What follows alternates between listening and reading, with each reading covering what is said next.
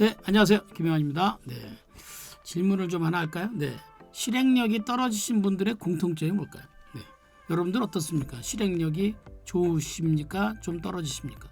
실행력이 떨어지신 분들의 공통점은 좀 복잡합니다. 본인이 갖고 있는 생각에서 이렇게 순서가 잘 안 정해져 있는 경우가 많죠.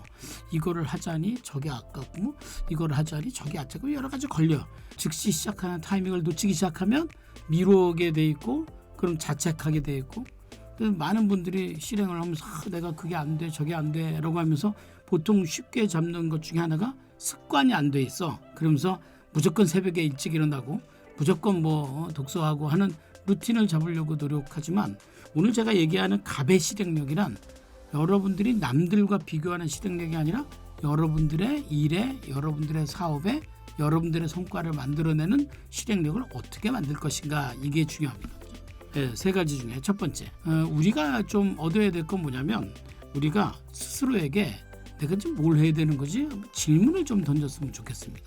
이런 질문 말고요. 난 왜 언제까지 이렇게 살아야 되지? 이런 건 실행이 안 돼요. 그런데 내가 지금 해야 될 게 뭐지? 내가 지금 오늘 뭘 해야 되지? 뭘 하지 말아야 되지?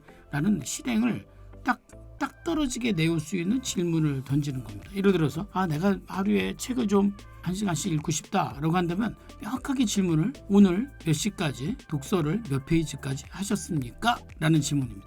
사실 이런 질문은 듣기에는 남들이 나한테 그렇게 얘기를 하면 굉장히 불편하죠.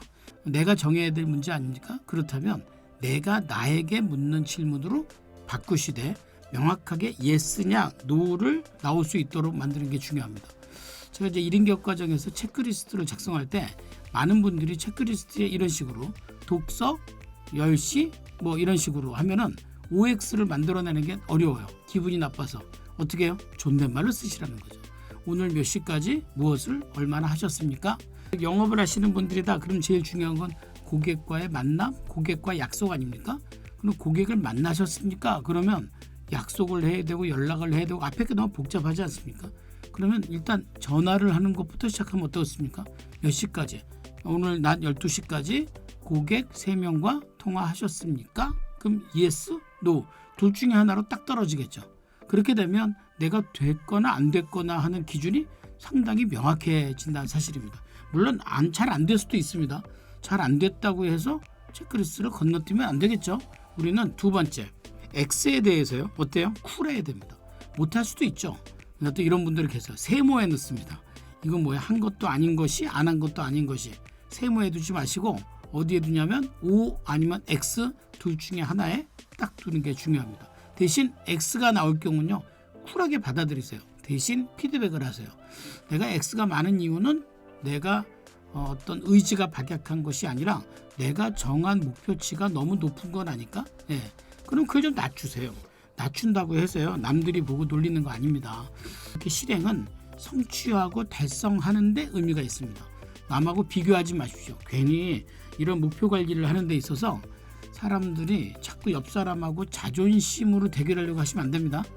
내가 생각할 때 쿨하게 몇 시까지 일을 해야 되는가, 하지 말아야 되는가 했을 때 했다 그러면 O, 하지 못했다 그러면 쿨하게 X를 받아들여야 됩니다. 더 하나 중요한 게 있는 게 세 번째인데요.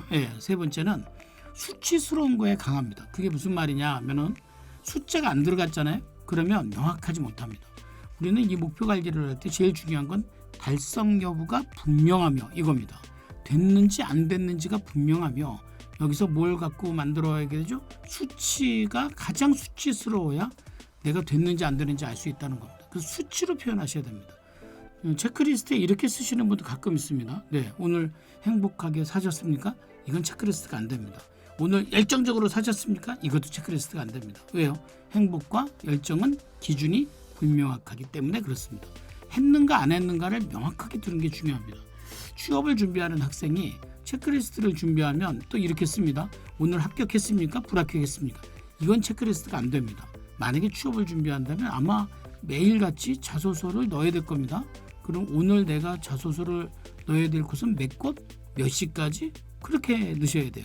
오후 5시까지 자소서 5군데, 5개 회사 지원하셨습니까? 그러면 yes, no 나오죠. 숫자 들어갔어요? 안 들어갔어요?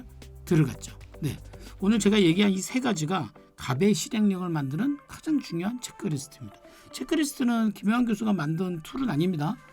그러나 이미 일찍이 체크리스트는 많은 사람들이 쓰이고 있었고요. 어떤 일을 할 때 확인의 절차를 밟을 때 굉장히 중요한 툴입니다. 첫 번째는 뭐죠? 자신에게 질문을 던져라. 남이 나한테 묻는 질문을 기다리지 말고 내가 나에게 묻는 질문을 직접 던지는 게 중요하고, 두 번째는요, OX로 답하라. 대신 X에 쿨하라. 세모는 존재하지 않는다.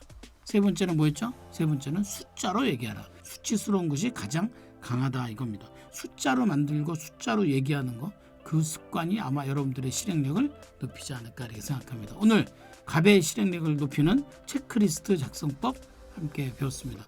10분 경영 유튜브에서 계속 보시면서 여러분들이 좀 잘 정리하시고 실행으로 옮기는 가장 첫 번째는 여러분들이 들으신 걸 반복해서 들으시면서 말로 누구에게 얘기를 해주시는 것, 가장 중요한 실행입니다. 감사합니다. 마치겠습니다.